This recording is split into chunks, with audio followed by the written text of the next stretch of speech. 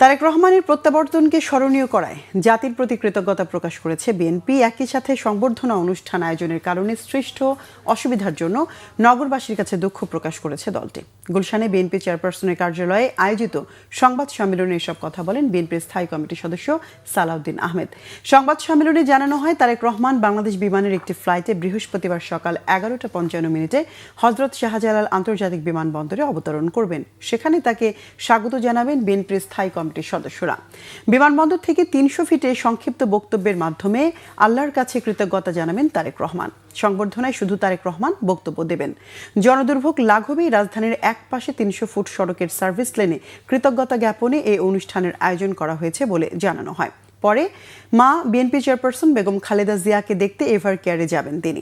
শুক্রবার বাদ জুমা বাবা শহীদ রাষ্ট্রপতি জিয়াউর রহমানের কবর জিয়ারত করবেন তিনি। পরে জাতীয় স্মৃতিসৌধে যাবেন মুক্তিযুদ্ধের শহীদদের প্রতি শ্রদ্ধা জানাতে। এছাড়া রাজধানীর পঙ্গু হাসপাতালে গিয়ে জুলাই আহতদের খোঁজ নেবেন তিনি। শনিবার শহীদ ওসমান হাদির কবর জিয়ারত করবেন তারেক রহমান। দেশবাসীর প্রতি কৃতজ্ঞতা ও ধন্যবাদ প্রকাশ করতে চাই। তারা আমাদের অভ্যর্থনা আয়োজনের প্রতি যে অকুণ্ঠ সহযোগিতা প্রদর্শন করেছেন সেটা অবিস্মরণীয়।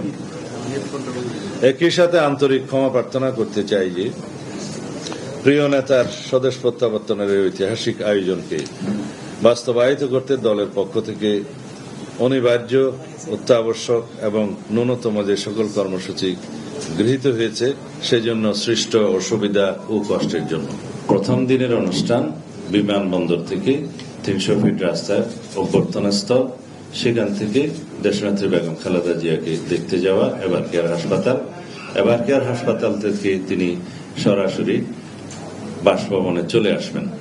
তখন বিমানবন্দর সড়ক হয়ে কাকলের মোড় হয়ে গুলশান 2 নম্বর হয়ে তিনি বাসভবনে চলে আসবেন। 26 তারিখ শুক্রবার বাদ জুম্মা তিনি বাসভবন থেকে রওনা হয়ে প্রথমে শহীদ জিয়ার মাজার জিয়ারত করবেন এবং সেখান থেকে জাতীয় স্মৃতিসৌধে তিনি শ্রদ্ধা জ্ঞাপন করতে যাবেন। এটা 26 তারিখ।